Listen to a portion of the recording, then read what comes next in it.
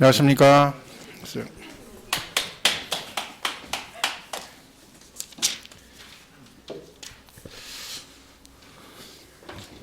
자, 지난 시간에 배운 거, 그 문제 나눠드린 거 있죠?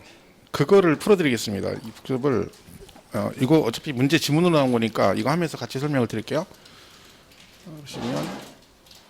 여기 보시면 이렇게 돼 있죠? 첫 번째가 이제 배우자 직계준비 속의 부동산 등을 취득하면 증여로 취득한 거로 본다. 자, 이거는 이제 여기서 키포인트는 뭡니까? 배우자 직계준비속입니다. 하여튼 얘 나왔다 그러면 뭘로 봐야 돼요? 증여. 이거 딱 떠올라야 됩니다. 더불어서 같이 기억할 것은 증여로 보는데 이거 맞죠? 근데 뭐가 있다? 입증하면 유상으로 볼 수도 있다. 그 내용까지 같이 기억을 하셔야 합니다. 물론 거기에 이제 쭉 과정되어 있지만 일단 얘는 양도세에서 나중에 나오잖아요. 똑같아요. 배우자 나오면 똑같이 뭘로 봐? 증여. 입증하면 유상. 이렇게 되는 겁니다. 그래서 잘 보시고요. 이거는 이제 납세 의무자 관련된 거죠. 자, 요즘은 딱 나왔다 그러면 그러니까 문제 풀 때 어떤 것들은 내용을 이해를 해야 되는 것도 있고 어떤 거는 그냥 딱 그 단어만 딱 보고 답을 고르는 게 있거든요. 얘 같은 경우는 다른 거 볼 거 없습니다. 하나만 딱 보면 된다겠죠. 어떤 거? 예, 요 얘기 주체구조부. 이것만 다 기억하시면 돼요. 그러면 나머지 볼 거 없고 마지막 줄만 보면 돼요. 뭐라고 돼 있어요? 시설물을 설치한 자. 그럼 무조건 틀린 겁니다. 이는 뭐라고 나와야 돼요? 주체구조부 취득자 나왔으니까 주체구조부 취득자 그래야 맞는 겁니다. 그러면 여기서 뭐 가설한 자, 설치한 자 이런 다른 얘기 나오면 그게 무슨 얘기인지 이해할 필요도 없습니다. 그냥 틀린 거예요. 그죠? 그렇게만 딱 고르면 얘는 안 틀립니다. 특별하게. 그래서 이런 것들은 그냥 보고 연습만 하면 되는 거예요. 자, X고. 그 다음에 여기 이제 나왔죠? 자, 얘는 여기서 뭐가 중요할까요? 과점주주는. 이 문제에서 가장 중요한 단어는 설립시입니다. 법인 설립시. 자, 설립시 과점주 설립시 나왔다 그러면 뭐가 떠올라야 돼요? 과세하지 않는다. 이게 떠올라야 돼요. 그러니까 우리가 과점주주 얘기 나오면 기본적으로 세 가지가 뭐냐면 설립 당시는 과세하지 않는다. 뭐 최초로 과점주주가 되면 전체 지분을 과세한다. 재차는 증가분 이런 거 있거든요. 근데 이 3번 지분 같은 경우는 되게 잘 나오는 지문이에요. 시험에 툭 하고 나오죠. 그러면 이걸 잘 보세요. 그러니까 내가 법인을 처음에 설립할 당시에 과점주주란 얘기는 최소 투자금이 내가 투자한 금액이 전체 법인 그 전체 투자금이 50%가 초과된다는 얘기잖아요. 그죠? 그러니까 이거는 투자로 보는 거죠. 투자로. 그죠? 내가 투자한 거다. 그럼 나중에 사업 운영하면서 회사가 잘못될 수도 있잖아요. 그럼 저기다 사업금 투자금을 날릴 수도 있으니까 어쨌든 설립 당시에 준 거는 그냥 투자금 명부 보기 때문에 이때는 과세하지 않는다. 이 지문이 되게 잘 나온 지문이에요. 그래서 이건 딱 저걸 잘 보셔야 돼요. 설립 시 하면 바로 과세하지 않는다. 이렇게 가야 됩니다. 공식처럼 가야 되는 거죠. 그래서 취득세 납세의무가 있다. X. 그죠? 설립 당시는 납세의무가 없기 때문에 취득한 거를 본다. 아니면 있다. 그럼 틀린 거죠. 없다. 그래야 맞는 지문이 되는 거죠. 그래서 이것도 뭐 틀린 지문이 되겠습니다. 보시고. 그 다음에 여기 상속이죠. 자, 우리 상속. 그럼 누가 낸다고요? 상속인 그래야죠. 당연히 상속은 상속인이 되는 거죠. 그래서 상속받으면 상속인이 낸다. 그죠? 이 끝이죠. 특별하게 따로 볼 게 없죠. 상속받으면 상속인이 낸다. 이렇게 보시면 되고. 그다음 5번은 자, 여기 이제 취득시에 관련된 건데 연부취득 나왔는데 연부취득. 자, 연부취득은 돈을 얼마 만에 한 번씩 주는 걸 말한다겠죠? 1년에 한 번씩 주는 겁니다. 그래서 얘는 연부취득은 취득 시기는 실제 연부금 지급일이고 면세점은 연부 금액을 가지고 판단하고 그죠? 그런 거 있었죠. 그래서 우리가 면세점증을 받지 않은 경우 사실상 연부금 지급일을 취득 시기로 본다. 맞는 얘기죠. 근데 여기서 면세점 적용을 받지 아니하는 경우에는 이렇게 돼 있잖아요. 이건 왜 그러냐면 우리 제 면세점 배울 건데 이 면세점이 취득세가 50만 원 이하면 면세점을 적용한다 이런 게 있어요. 그러니까 취득 가액이 50만 원 이하면 취득세 부과를 안 합니다. 그러면 얘가 연부 취득이 성립이 되려면 금액이 뭐보단 커야 돼요? 면세점 금액보다 커야 되잖아요. 왜요? 면세점이 적용되면 연부금 뭐건 성립 자체가 안 되니까. 그래서 얘는 그 금액보다 커야 되기 때문에 여기서 뭐야? 면세점 적용을 받지 아니하는 경우 이렇게 되는 거죠. 적용받으면 취득 자체가 성립이 안 되기 때문에 얘는 그래서 50만 원 초과가 돼야 되는 거죠. 어쨌든 이런 것보다 실제 연부금 지급일을 취득일로 본다. 그렇죠? 이렇게 보시면 되겠고. 그다음에 이런 뭐예요? 이제 개인간 매매 유상승계. 우리가 이제 취득 시기 할 때 유상승계 취득은 두 가지가 있잖아요. 실제 잔금 지급일로 가는 경우도 있고 계약상 잔금 지급일 두 개가 있습니다. 근데 여기 보시면 우리가 실제 잔금 지급일로 가는 것은 국수 공판장 5개만 해당됩니다. 그죠? 그거 아닌 건 다 뭘로 간다 했죠? 계약서상 잔금 지급일인데 이것이 뭐라고 돼 있어요? 그 계약상 잔금 지급일 전에 실제 잔금을 지급했대. 그러면 예를 들면 여러분이 5월 25일 날 이렇게 해서 이날이 계약서의 잔금 날짜예요. 그럼 이날이 취득일이죠. 근데 이 말은 만약에 이렇게 줬다는 거. 돈을 근데 실제 돈 이날 줬다는 거죠. 계약서상의 잔금 지급일은 25일이에요. 개인가원거래. 그죠? 근데 실제 돈을 23일에 줬어요. 그럼 얘는 취득일을 언제로 본다? 23일이라는 거죠. 그러니까 이걸 잘 보시면 실제 잔금 지급일로 가는 게 있고 계약서 이게 두 개 나누시잖아요. 여기 국수공판장. 이 말은 무슨 뜻이냐면 얘는 여기에 해당되는 애들은 계약서 관계없이 무조건 실제 잔금 지급일로 간다는 뜻이고 여기에 해당되는 애들은 미리 잔금을 주든 말든 상관없이 뭘로 간다는 거야? 계약서로 간다는 거야. 그러니까 이게 서로 관계가 없는 거예요.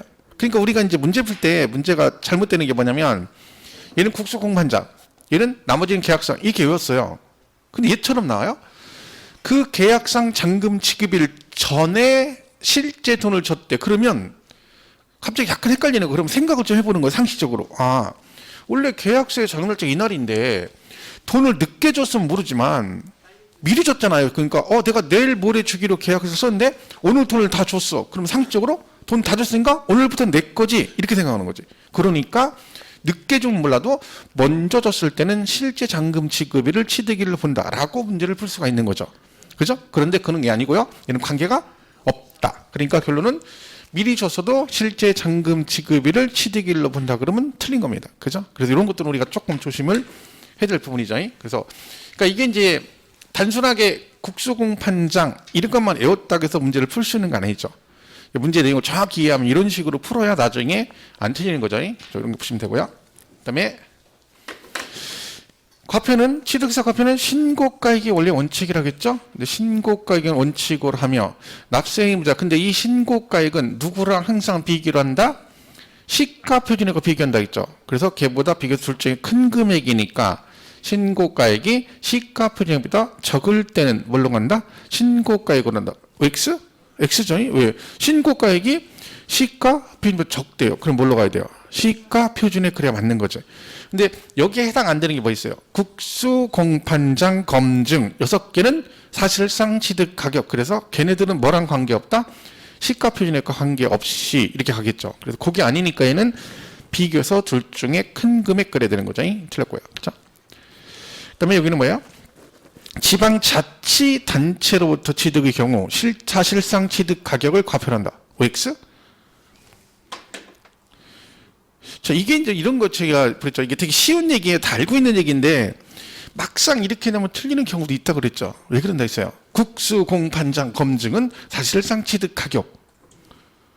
맞죠? 근데 얘는 왜요? 지방자치단체 그러니까 국수, 공판장, 검증에 지자체가 없잖아요. 그거 조심하시라 했잖아요. 국 할 때 크게 뭐라 했어요? 국가, 지방자치단체, 지방자치단체 조합으로부터 취득이 돼 있잖아 원래가.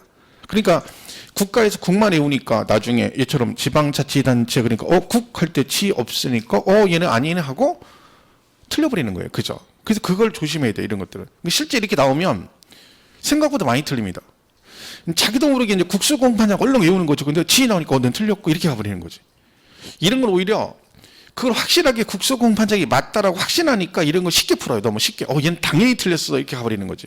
그래서 우리가 앞졌다는 거는 정확하게 잘 기억을 하셔야 돼요. 뒤에 뭐 내용이 있으면 걔도 같이 기억을 하셔야 됩니다. 그래서 얘는 지자체니까 뭐요? 사실상의 취득 가격을 과세 표준한다? 맞는 질문이 되는 거죠. 그래서 그런 거 좀 주시면 되고요. 그다음에 지목 변경이 나왔어요. 지목 변경은 이런 지목 변경은 무슨 취득으로 본다겠죠? 간주 취득. 그죠? 여러분 간주 취득은 종류 4개 반드시 외우셔야 돼요.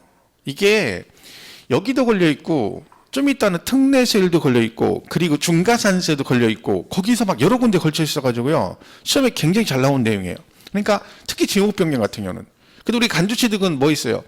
토지의 지목 변경. 그죠? 토지에 만다 지목을 변경한다. 이런 게 있고. 그다음에 건축물 다각장이 건축물을 개수한다. 개조하고 수선한다.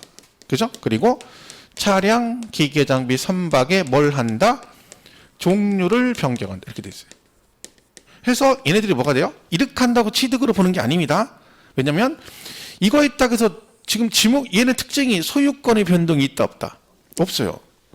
있잖아요. 실질적 취득이 아니고 소유권 변동은 없죠. 근데 나한테 취득으로 본다는 얘기잖아. 그럼 세금을 내란 얘기죠. 그러면 내가 지목을 변경했다고 세금을 내는 게 아니라 나도 뭔가 남는 게 있어야 되잖아요. 그죠? 그래서 뭐가 돼야 돼요?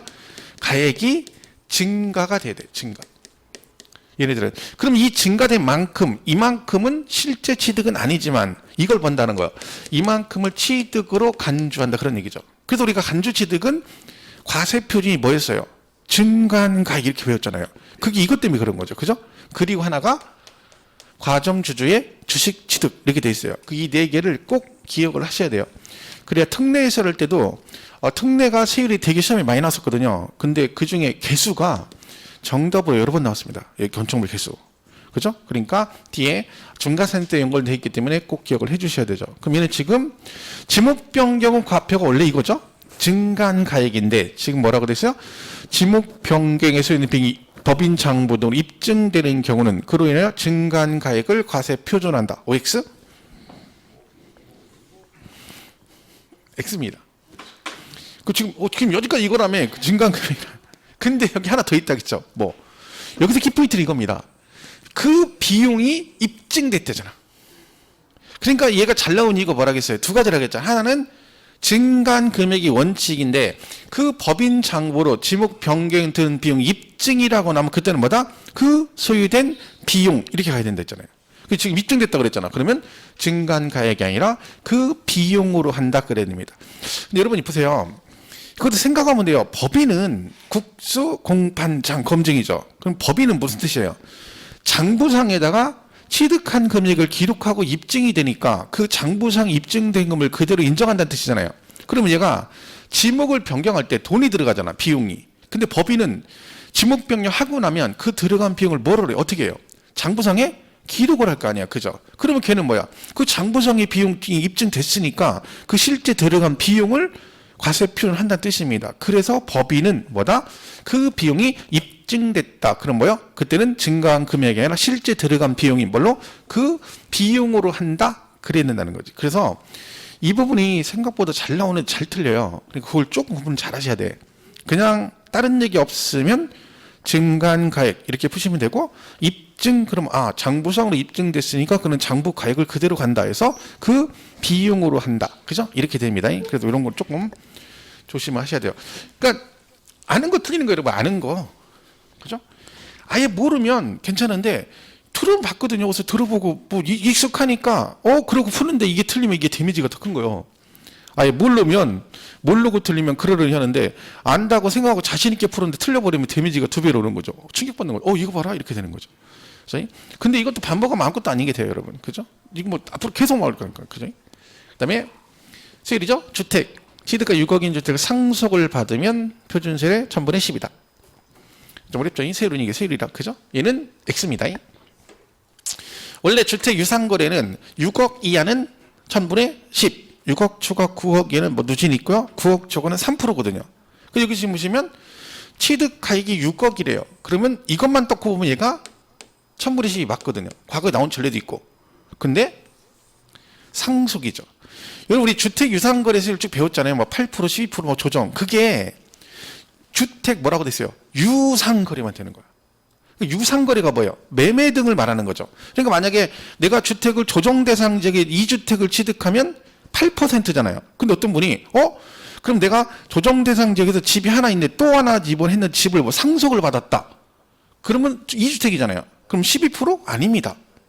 상속을 받으면 2.8%고 증여로 받으면 증여야 물론 예외가 있긴 하지만 그죠? 3억 이상일 때 조정은 12%지만 원칙적으로 3.5%잖아요. 그다음에 신주택을 새로 지었다. 그럼 뭐예요? 집이 하나 있는데 이번에 서울에 집을 하나 신축을 했어. 그러면 2주택이잖아요. 그럼 8%가 아니라 신축은 무슨 취득이야? 원시 취득이잖아요. 그죠? 그럼 걔는 2.8% 이렇게 가는 거예요. 그러니까 뭐만 해당되는 거야? 유상거래만 그런 거야.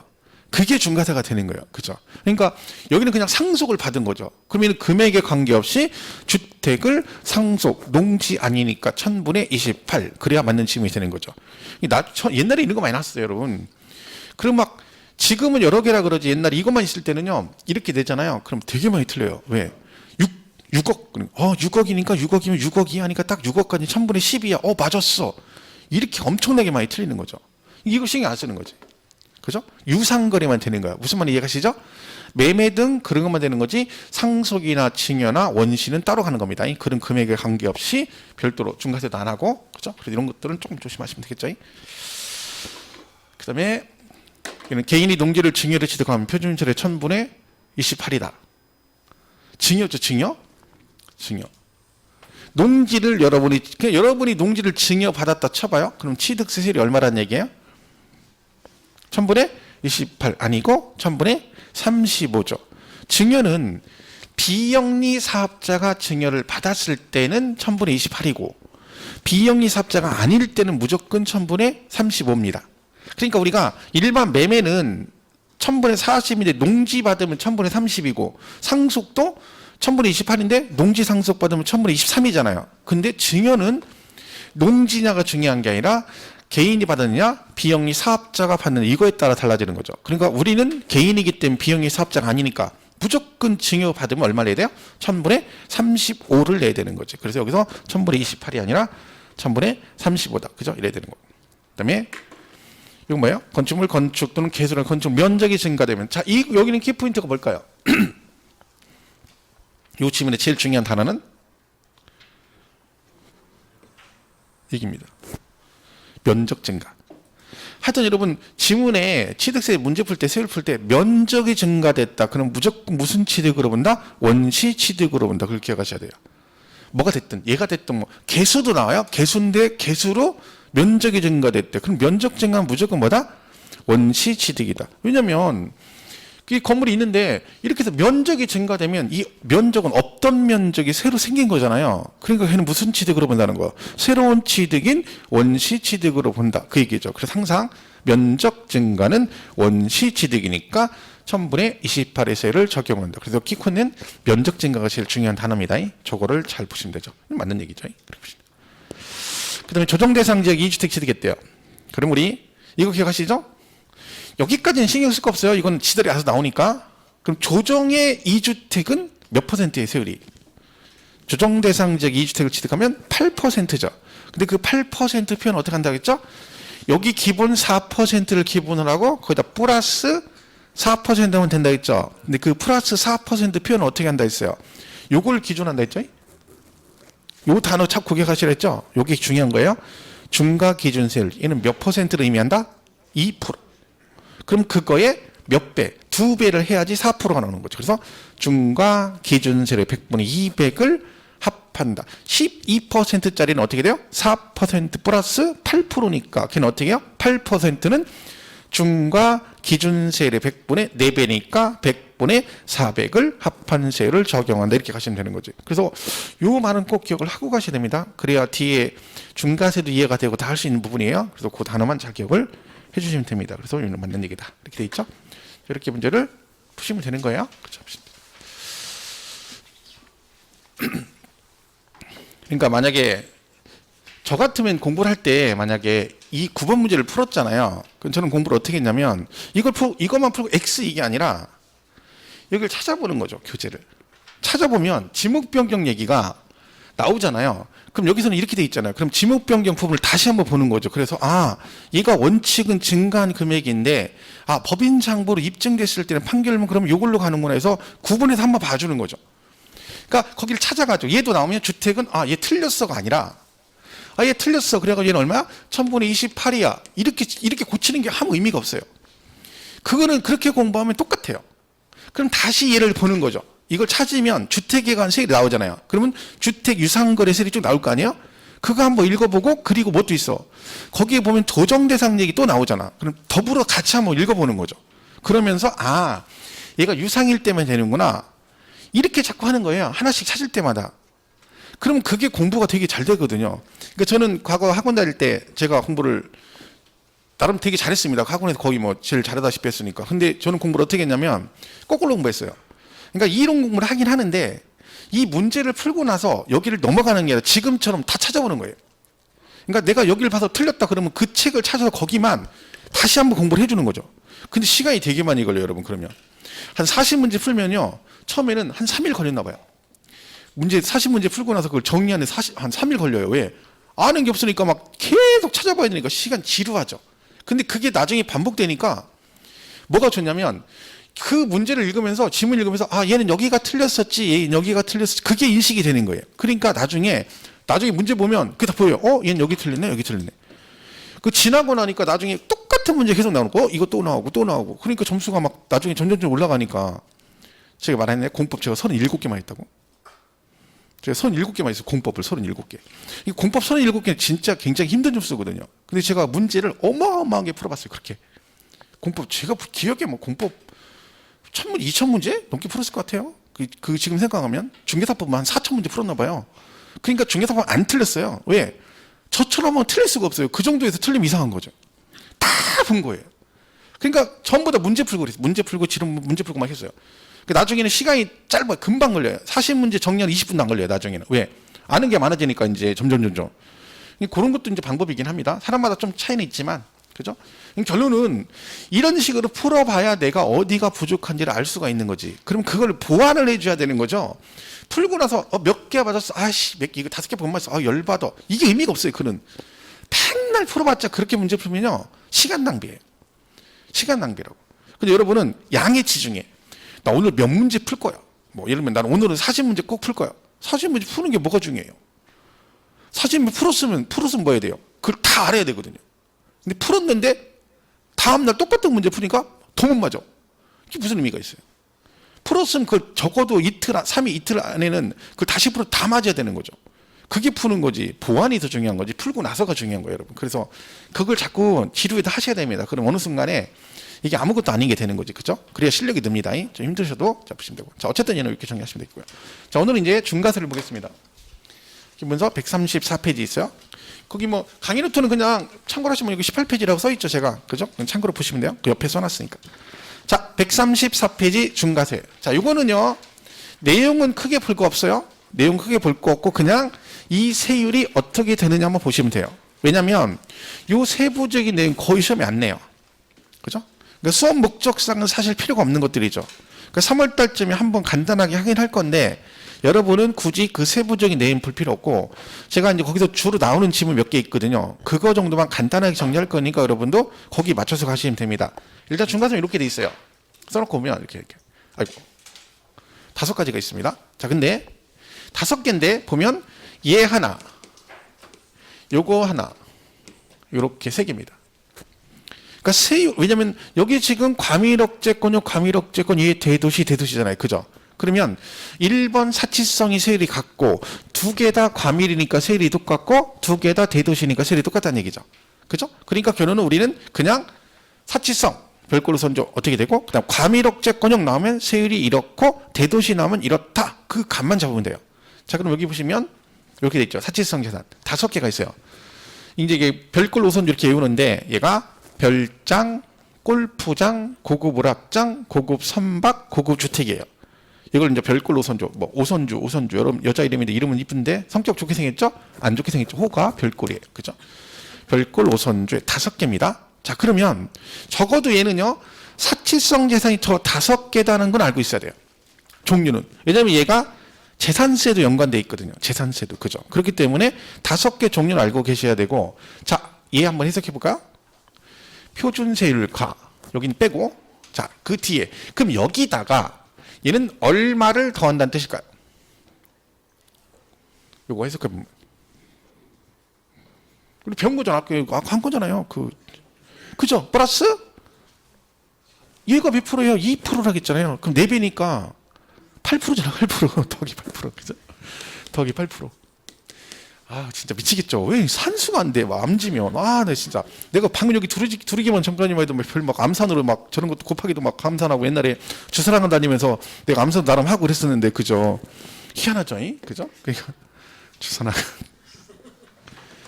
저 학교 다닐 때는 학원이 제일 유일한 학원이 주선학원이었거든요. 그래서 거기 다니는 게 막 꿈이었죠. 막 가방 들고 막 주선학원 다니고. 그죠? 저는 욕심이 많아가지고 이제 하면 안 하는데 한 번 하면 경쟁이 있으니까 제가 2달 다니고 1급 했어요. 근데 2달 하고 1급은 있을 수가 없어요. 제가 그렇게 열심히 제가 학원 갔다 와서 다른 학교 다닐 때는 공부를 해본 적이 있는데 주선학원 다닐 때는요 집에 와서 연습했다니까. 학원 갔다 와서 막 그걸 막 연습하는 거예요. 막 다른 애들 너무 잘하니까. 그래서 막 그걸 해가지고 제가 2달 만에 1급을 했다니까요. 저희 동창의 여자애가 그때 중학교 2학년이었는데 걔가 6단 했어요. 저는 6단, 중2가. 걔는 뭐 어마어마 6단이면 여러분 그냥 안 보여, 손이 안 보여, 그냥 툭툭툭. 그냥 막 그걸 보니까 경쟁이 되니까 2달 딱 다니고 1급 딱 하고 그만뒀죠. 그 다음부터는 이제 1단, 2단은 이제 시간 싸움이거든. 시간 싸움이니까 이제 그만해도 되겠다고, 그죠? 그만뒀죠. 지금 뭐 기억도 안 나네요. 어떻게 하는지도, 그죠? 자, 그래서 이거는 플러스 8%죠. 그럼 잘 보세요. 이 표준셀이 뭐냐면 우리 전에 배웠던 매매, 상속, 증여 했죠. 그거 뭐 4%, 3% 그거 얘기하는 거야. 자, 이게 이런 얘기해 보세요. 자, 만약에 별장을 매매로 샀다. 그러면 매매로 사면 표준셀이 얼마예요? 매매면 일반 매매니까 4%잖아요. 그럼 여기다가 얼마를 더 한다는 거야? 8% 더해서 얼마? 12%. 그러니까 여러분 별장을 매매로 사시면 12%를 내라는 뜻이에요. 자, 별장을 상속을 받았어요. 그럼 상속은 표준세율이 2.8%거든요. 그죠? 그럼 얘는 어떻게 해요? 2.8%에다가 얼마를 더해? 8%를 더해 얼마요? 10.8%. 이렇게 되는 뜻이에요, 이 말이. 그죠? 이 얘기는 그대로 해석하면, 자, 그러면 얘가요, 왜 이렇게 나왔냐면, 이것도 결국 출발점은 개정 전후 세율이 같다.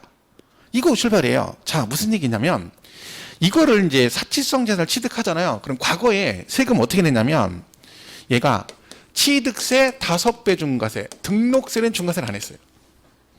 개정 전에 따로따로 낼 때 취득세는 5배 중과세하고 등기할 때 등록세는 그냥 일반 세율로 갔어요. 그러면 이게 5배면 몇 프로이게요? 옛날 취득세는 세율이 하나밖에 없었다겠죠? 몇 프로? 2%. 그럼 5배면 얼마야? 10%. 그러니까 무조건 얘는 10% 낸 거야. 그러니까 별장을 매매로 사건 상속을 받건 뭘 하건 무조건 사치성은 몇 프로? 취득세 10%. 자, 그 다음에 등록세는 등기할 때 일반 유상승계 취득은 세율이 2%였거든요. 그 둘이 얼마 났어요? 12%. 그럼 지금도 매매로 사면 얼마가 나와야 돼요? 12%가 나와야죠. 그죠? 12%. 똑같은 거예요. 자, 상속을 받았다? 그러면 여전히 얘는 몇 프로? 10%. 근데 등록세는 상속이 2.8%에서 취득세 2%면 0.8% 됐었거든요. 0.8%. 그죠? 그럼 얼마요? 10.8%. 지금도 10.8%. 그죠? 이렇게 되는 거지. 결국은 이거 때문에 또 얘도 말을 만들어가지고 이렇게 한 거예요. 내용이. 자, 그러면 사치성이 이렇게 돼 있잖아요. 그럼 과밀억 채권력 얘는요. 얘하고 차이점 이거밖에 없죠. 그죠? 그 얘는 플러스 8%, 얘는 플러스 4%잖아요. 둘이 그럼 몇 프로 차이나요? 4% 차이 나죠. 그럼 이게 왜 그러냐면 이 과밀 두 개가 원래 얘도 취득세 중과세 대상이었어요. 근데 얘는 3배 중과세였어요. 취득세가. 등록세 중과세 안 하고. 그럼 3배 중과세니까 6%를 냈겠죠. 그러면 사치성은 10% 내고 얘는 6% 냈잖아요. 그럼 둘이 몇 프로 차이 났어? 4%. 그럼 지금도 둘이 몇 프로 차이 나야 돼? 4%. 그러니까 이거는 똑같으니까 얘는 플러스 8%니까 얘는 플러스 4%면 똑같아지죠. 그래서 중과 기준세를 100분의 200을 합한다 이렇게 된 거죠. 그러니까 사치성 기억하시면 그냥 과밀은 사치성이 100분의 400이니까 얘는 100분의 200을 합한 거구나 이렇게 보시면 돼요. 자, 얘는 뭐냐면 얘는 등록세. 이 대도시 두 개는요. 등록세 중과세 대상이었어요. 그러니까 등록세만 3배 중과세하고 얘는 거꾸로 취득세는 중과세 안 했어요. 그러니까 이 두 개는 어디 있던 거예요 원래? 개정되기 전에. 등록세 파트에 있던 애들이 통폐합되면서 취득세로 넘어온 거예요. 그럼 얘가 어떻게 됐냐면 얘네들은 취득세는 그냥 몇 프로 내고 2% 내고 중과세 아니니까 등록세를 3배 중과세 했어요. 3배. 자, 그럼 보세요. 공장을 신설하면 보존등이라면 원시 취득을 하죠. 그럼 원시 취득은 등록세가 0.8%였어요. 그럼 그거의 3배면 얼마예요? 2.4%죠. 그러면 얘가 2% 내고 여기에 얼마? 2.4% 내가지고 둘이 얼마 났어? 4.4%를 냈었죠. 그럼 지금도 얼마가 나와야 돼요? 4.4%. 자, 이 표준세율이 신설이니까 2.8%잖아요. 그죠? 이거의 몇 배? 3배. 그럼 3을 곱하라는 얘기잖아. 그죠? 얼마야? 8.4%죠. 그럼 여기 4.4%는 여기서 얼마 빼줘야 돼? 4% 빼줘요. 4% 빼줘야 돼요. 4% 빼줘야 되니까 어떻게 돼요? 중과 기준세율의 100분의 200이니까 얘가 4%잖아. 그럼 여기서 4%를 뺀다. 그럼 4% 빼면 4.4% 똑같아지는 거죠. 그러니까 출발점은 다 그래서 이게 맞는 거예요. 이 짜집기를 한 거죠. 맞춰서. 그죠? 그래서 이렇게 돼 있다. 이걸 지금 근데 여러분 막 얘는 뭘 뺀다 이렇게 외우려고 하지 마세요. 지금 안 해도 돼요. 하다 보면 계속 풀 거니까. 근데 이걸 지금 보고 얘하고 외워야 돼. 그러면 스트레스 받죠. 그죠? 얘는 그나마 되는데 얘는 뭐 300을 하고 거기서 뭐 빼기 4% 하고 막 머리 아파 이렇게 되는 거야. 그럼 스트레스 받죠. 그럴 필요 없어요. 이런 게 해석만 할 수 있으면 돼. 해석. 그죠? 이렇게 돼 있다. 중과세는 이렇게 보시면 돼요. 나머지는 크게 풀 건 없습니다. 원래는 이 정도까지만 얘는 보시면 돼요. 적어도 얘하고 보세요. 과밀공장법인, 대도시공장법인이잖아요. 근데 과밀공장 신증설과 대도시공장 신증설이 같은 공장 신증설이다. 세율이 같다. 아니다. 다르다. 이 정도로 구분할 수 있어야 되는 거죠. 그죠? 그래서 얘도 수도권 과밀억제권형 말하는 거고요. 여기도 수도권 과밀억제권형을 말해요. 둘 다 똑같은 거예요. 근데 왜 다르겠냐면 요건 취득세 있던 거고 얘는 등록세 있던 거라서 그걸 구분하기 위해서 원래 등록세는 그냥 대도시라고 표현한 것 뿐이에요. 그래 같은 얘기다 이거죠. 어쨌든 이 세율 정도는 구분하시면 됩니다. 얘가 그러니까 2011년도에 그때 시험에 나올 때 첫 해 개정되고 이거 나왔어요. 다음 중 표준세율과 중과 기준 100분의 400을 합한 세율을 적용한 것으로 옳은 걸 모두 고르시오. 모르는 거. 사치성 계산 고르시오. 이게 한번 나왔었죠. 그죠? 세부적인 내용은 잘 안 납니다. 거의 나온 적이 없기 때문에. 그래서 여러분 교재 어디만 보시면 되는 거야. 그 134페이지에 중과세율 표 있죠? 그것만 딱 보시면 돼요. 더 이상 풀 거 없어요. 나머지는 필요 없는 얘기죠. 이렇게 보시면 됩니다. 정리하시면 되고. 그죠? 자, 그 다음에 그 사치성 재산 이렇게 나오죠. 그게 이제 이걸 설명해 놓은 건데, 그 중에 몇 개만 볼게요. 그 사치성 재산 그랬죠. 134페이지 1번. 그죠? 그래서 뭐 취득세 중과세인 사치성은 별장골, 부장, 고급주택, 고급오락장, 고급선박이 있으며, 이런 사치성 취득하면 뭐 이렇게 중과세한다라고 되어 있죠. 근데 가로 안에 별장 등을 구분하여 그 일부를 취득하는 경우를 포함한다라고 되어 있죠. 이제 무슨 얘기냐면 그게 그 왼쪽 창고에 있는 건데 이런 거였죠. 자, 여러분 이렇게 해서 별장. 사치성이 있어요, 여기. 그러니까 이걸 취득하는데 이렇게 해서 이거는 갑이 사고 이건 을이 샀다. 예를 들면. 이럴 수 있죠. 그렇죠? 별장 건물은 갑이 사고 보석 토지는 을이 샀어요. 그럼 얘는 중과세 할까 안 할까요? 아니면 이거는 이번 달에 사고 토지는 다음 달에 샀어요. 이때 중과세 하느냐 안 하느냐 그 얘기예요. 자, 우리 지방세는요. 물세라 그래요. 물세는 뭐 중심이라는 거야? 물건 중심. 부동산 중심이라는 거죠. 그럼 얘는 무슨 뜻이에요? 이 자체가 사치성 재산이면 그거를 누가 어떤 방식으로 취득하든 그게 중요한 게 아니라 니네들이 취득하고자 하는 부동산이 뭐면 사치성 재산이면 무조건 뭘 하겠다. 중과세 하겠다. 그런 뜻입니다. 그래서 무조건 중과세 하는 거야. 나눠 사든 뭘 하든 별장을 산 거니까 뭐 한다. 중과세를 한다. 그러면 내가 집주인인데 세를 줬어요. 그죠? 그럼 우리가 세법에서 이 별장이라는 개념은요. 그러니까 우리가 생각할 때 별장은 뭐 떠오르는 별장이 자청용, 우백고, 배산, 임수, 그 다음에 잔디 깔려 있고 저쪽에 소나무 멋있는 거 하나 있고 그 가지에 그래 매달려 있고 이런 이미지인데 세법상 별장은 그게 아니라 주거용 건축물인데 늘 주거용으로 쓰면 주택, 휴양피서, 놀이 등의 용도로 쓰면 별장이에요. 그러면 우리가 살고 있는 아파트는 세법상 별장이 될 수 있다 없다? 있다. 있죠. 왜? 주거용 건물의 대표 주자가 아파트잖아요. 근데 걔를 뭘로 써버렸어? 휴양피서, 놀이 등의 용도로 썼어. 그럼 걔는 뭐가 돼? 중과세 대상이 되는 거죠. 그런데 여러분이 집을 세를 줬는데 세입자가 별장으로 썼어. 주택을. 그럼 중과세 할까 안 할까요? 제가 말하겠어요? 세법은 뭐 중심이라고? 물건 중심이라고? 현재 그 아파트인데 주인이 쓰든 세입자가 쓰든 그게 중요한 게 아니라 지금 그걸 뭘로 쓰고 있다고요? 별장으로 쓰고 있잖아. 그럼 뭐를 해? 중과세 하는 거죠. 그러니까 누가 어떤 식으로 취득하든 누가 사용하든 이게 중요한 게 아니라 그 부동산 자체가 뭐면 사치성 재산이면 뭘 하겠다? 중과세를 하겠다. 이렇게 되는 거죠. 그래서 이게 이제 그런 얘기입니다. 그 얘기가 134페이지 왼쪽 참고에 있어요. 그 있죠. 사치성 옆에. 별장 등 구분할 그 일부를 취득하는 경우는 별장 등을 2명 이상이 구분하여 취득하거나 1명 또는 여러 명이 시차를 두고 구분하여 취득하는 경우한다. 그죠? 그러니까 그렇게 하는 경우도 뭐 한다? 중과세를 하겠다. 뭐 그 정도 하나 보시면 되고요. 그 다음에 오른쪽 별장 얘기는데, 그 말고, 그 다시 134페이지, 맨 밑에 박스 하나 있죠? 134페이지. 그 바로 위에 보면, 별장 고급주택 고급오락장에 부속된 토지가 경계가 명백하지 아니할 때는 뭐 한다? 그 건축물 바닥 면적의 몇 배? 10배에 해당하는 토지를 그 부속 토지로 본다. 자, 이거는 작년 시험에도 실제 됐었죠. 우리 지방세에서 부속 토지 경계가 명확하지 않다. 그럼 무조건 몇 배? 바닥 면적의 10배까지를 부속 토지로 봅니다. 작년 시험에 20배 이렇게 나왔죠. 여러분 왜 막 저런데 외곽에 정치주인데 별장 같은 데 가면요.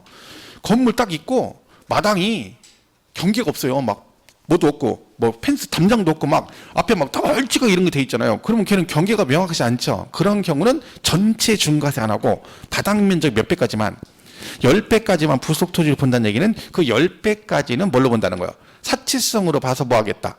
중과세를 한다는 얘기입니다. 근데 그 작년 시험에 예를 20배 이렇게 나와가지고 틀린 질문으로 출제가 됐습니다. 바닥 면적 무조건 경계 불분명 그러면 10배 뭐 그 정도 보시면 되고요. 나머지는 크게 볼 거 없습니다. 근데 별장도 뭐 제목이 그렇다는 얘기죠. 그렇죠? 근데 뭐 우리가 실제로 별장으로 쓰는지를 과세권자가 알 수는 없겠죠. 여러분이 아파트를 별장으로 쓴다 쳐봐요. 그럼 그걸 어떻게 알고 중과세를 하겠어요? 모르지. 그죠?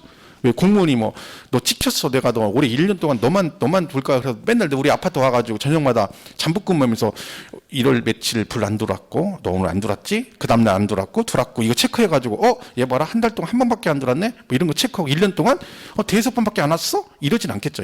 그러니까 실제로 중과세가 되기는 힘들겠죠. 근데 의심이 가면 굳이 안 가도 되잖아요. 대충 뭘 보면 돼요.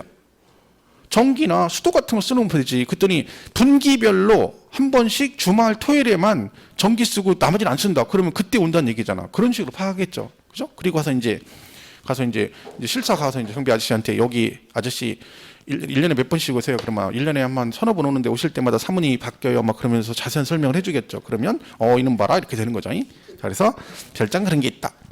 근데 골프장 그냥 회원제 골프장이에요. 그죠? 회원제로 운영되는 골프장은 중과세인다. 사치성 그랬고.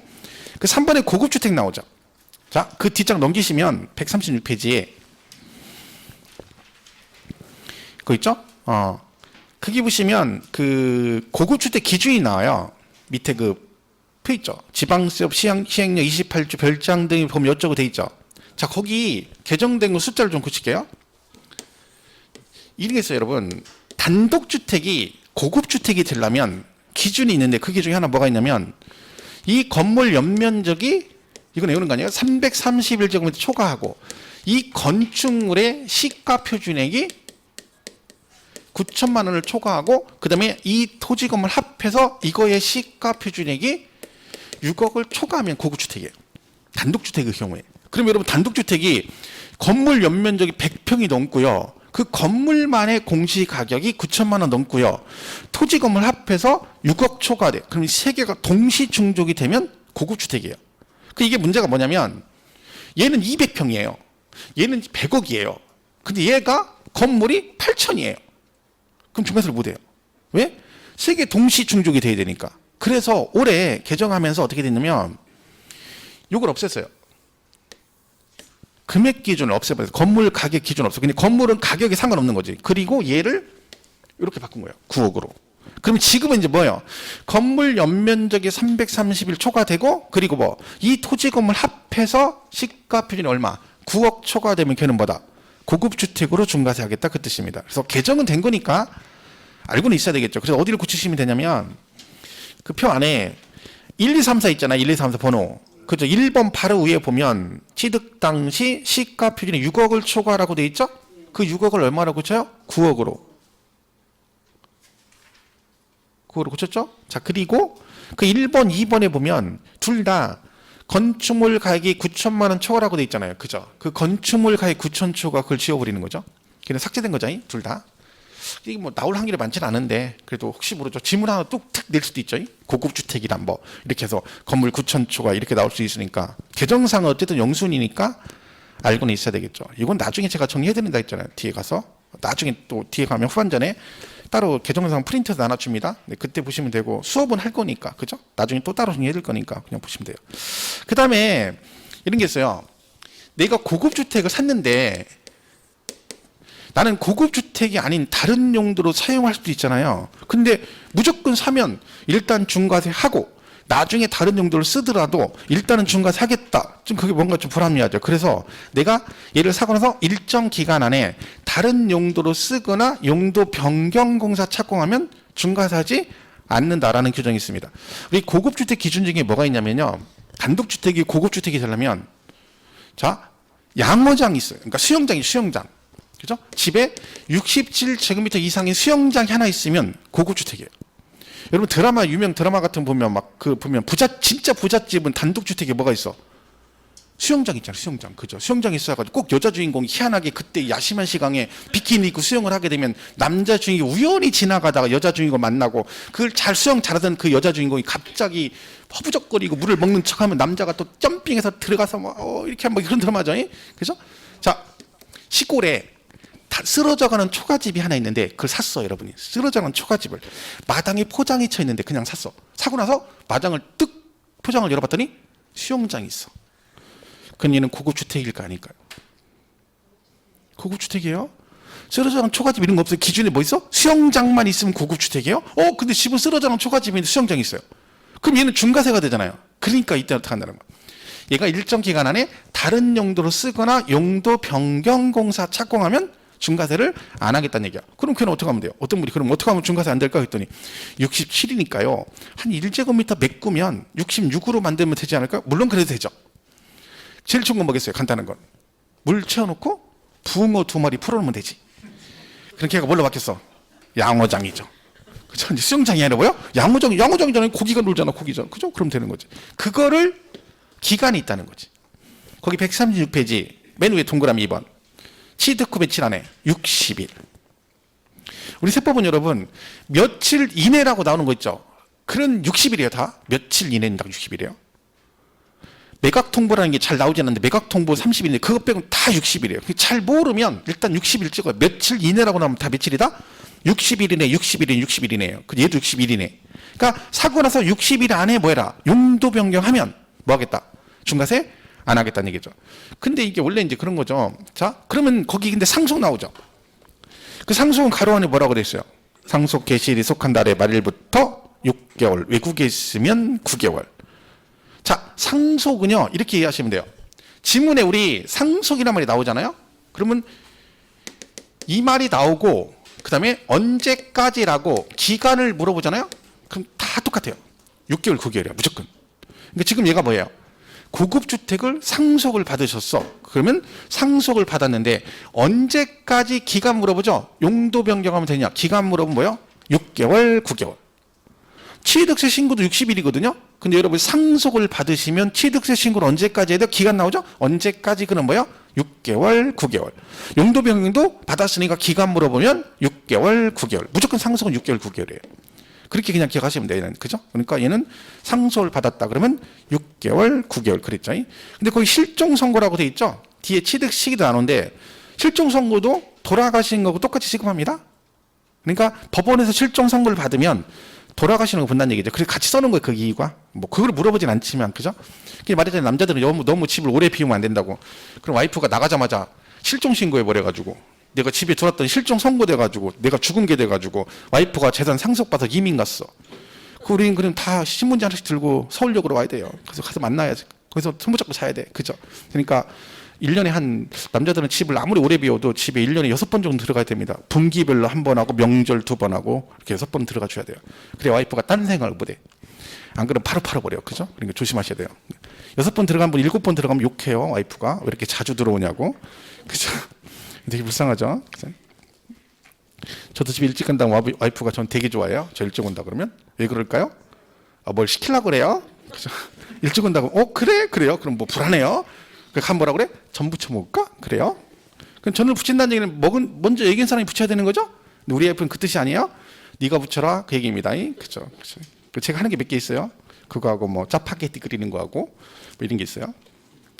다다음 주 명절이네. 그죠? 저 명절 증후군 있거든요. 명절 증후군. 저 전부 쳐요. 명절 때 가서 막 5시간씩 미치겠어요. 아주 명절 때만 되면. 그죠? 근데 전에 얘기했잖아요. 남자분들 결혼하신 분들은 절대로 저 처음부터 뭐 다 해주면 안 된다고. 그러면 평생 해야 돼 그거. 처음부터 하지 마. 전 안 붙이다가 한번 붙이면 잡히면 죽을 때까지 해야 돼. 제가 지금 10몇 년째 하고 있어. 전을 지금 10몇 년째 붙여. 지금 안 붙이면 욕해요. 그래서 절대 하면 안 돼요. 그죠? 6개월, 9개월 보시면 되고. 4번의 고급 오락장도 맨 밑에 3번이죠. 똑같대요. 나이트 같은 걸 취득했다. 그럼 얘도 뭐다? 똑같이 60일 안에 아니면 뭐 6개월, 9개월 내에 다른 용도로 쓰거나 용도 변경 공사 착공하면 중과사하지 않는다. 이렇게 보시면 돼요. 그렇게 보시면 나머지 볼 거 없습니다.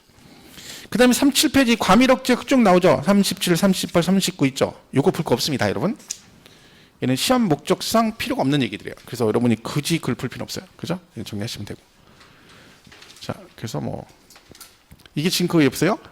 면적 증가 그럼 무조건 뭘로 나갈까? 원시 취득. 그 다음에 2개 이상 세일이 총 이게 나오잖아요. 그 세법은 올림픽 행신이에요. 빨리빨리 많이 빨리빨리 많이 빨리 걷고 많이 걷고 많이 걷으니까 높은 세일로 가요. 자, 그리고 요거 있죠? 지금 한 거죠? 얘네들을 2명 이상 구분하여 취득하거나 1명 또는 여러 명이 구분하여 취득해도 뭔다. 얘는 물세니까 뭔다. 중과세 하겠다. 그죠? 그리고 부속돌이 경계가 명확하지 않다. 그럼 무조건 몇 배까지? 10배까지를 부속돌이로 본다. 그죠? 이렇게 보시면 되겠죠. 그죠? 그리고 얘 취득하고 며칠 안에? 60일 안에 다른 용도로 쓰거나 용도 변경 공사 착공 중과세하지 않는다. 근데 상속은 6개월, 외국에 있으면 9개월 이렇게 정리하시면 됩니다. 그죠? 이게 뭐 그런 얘기네요. 그죠? 요 문제 풀고 한번 볼게요. 자, 우리 세월이 했던 거죠, 지난 시간에. 지방자치단체장은 조례를 정함에 따라 취득세 표준세율과 중과세의 100분의 50범위에서 가감할 수 있다. OX. 우리 지방세는 가감 조정 된다겠죠? 100분의 50 범위 안에서. 얘 맞을까요? 틀릴까요? X예요. 어디가 틀렸을까요? 제가 이거 할 때 말씀드렸거든요. 이게 지난주에서 기억이 안 나시겠지만 이거 나오면 100분의 50, 맞았어. 그럼 안 된다 했잖아요. 얘는 안 돼. 표준세율만 되는 거예요. 표준세율. 그 4%, 3% 그것만 가감 조정이 되는 거지. 좀 전에 중과세 있죠. 걔네들은 가감 조정이 안 됩니다. 그 시험 이렇게 되는 거예요, 여러분. 그러면 100분의 50에 꽂혀가지고 맞았어 그런다니까. 그래서 많이 틀리는 거 실제로요. 그죠? 그러니까 이런 건 조심해야 돼요. 얘는 아니에요. 그러니까 오히려 얘보다 얘가 더 중요한 거죠. 표준세율만 가감 조정이 된다. 중과세는 안 돼요. 여러분 지금 중과세가 별장을 매매를 하면 12%인데 거기다가 플러스 알파 해가지고 우리는 15% 걷겠다. 이건 너무하잖아요. 지금도 중과세인데 거기다 플러스 알파. 아니면 또 빼버리면 중과세 의미가 없잖아요. 그러니까 중과세는 안 건드리는 거예요. 그죠? 그러니까 누구만 된다? 얘만 된다. 얘만. 그죠? 그리고 그다음에 여기 또 뭐 있어요? 또 나왔죠? 뭐가 키포인트라고요? 면적 증가. 그럼 뭘로 본다고요? 원시 취득. 그죠? 이거 보이죠? 그럼 맞지. 여기는요. 농지 일반 매매는 1000분의 40이고 농지는 1000분의 30이거든요. 그럼 얘는 맞을까요? 틀릴까요? 이 기출로 나왔던 지문인데. 농지는 1000분의 30이에요. 농지 아닌 건 1000분의 40이고. 이게 맞아요? 틀려요? X예요? X. 왜요? 이거 뭐라고 돼 있어요? 농지 아니래잖아. 농지 아니래잖아요. 그러니까 1000분의 40이지. 30이 아니라. 그럼 이걸 보고 속으로 야 너는 문제를 이렇게 쪼잔하게 내. 제가 낸 거 아니고요. 길제 나왔던 거 시험에. 근데 원래 그렇게 돼 있어요. 농지 왜 이렇게 나와요? 농지 왜 이렇게 나와요? 실제. 그러니까 농지 아니잖아. 농지 왜니까 1000분의 30 아니고 1000분의 40이 정답이죠. 근데 이런 거는 10명 중에 내가 볼 땐 5명 틀립니다. 5명은. 외운 사람 중에. 농지, 야, 간만에 우리가 쉬운 거 나왔네. 농지. 왜냐면 표준세율 나온 적이 여러 번 있거든요. 그러면 지문이 어떻게 나와요? 건축물, 상속은 한 1000분의 28. 이런 식으로 오지선장 간단하게 나오죠. 그럼 이런 게 뭐라? 농지 외 1000분의 30. 그러면 숨도 안 쉬고, 농지 1000분의 30 맞고, 이렇게 하는 거지. 훅 가는 거지. 그죠? 그죠? X죠, X. 그죠? 이렇게 보면 돼요. 자, 여기까지 하고요. 잠깐 쉬었다가 그 세율 특례부터 다시 가겠습니다.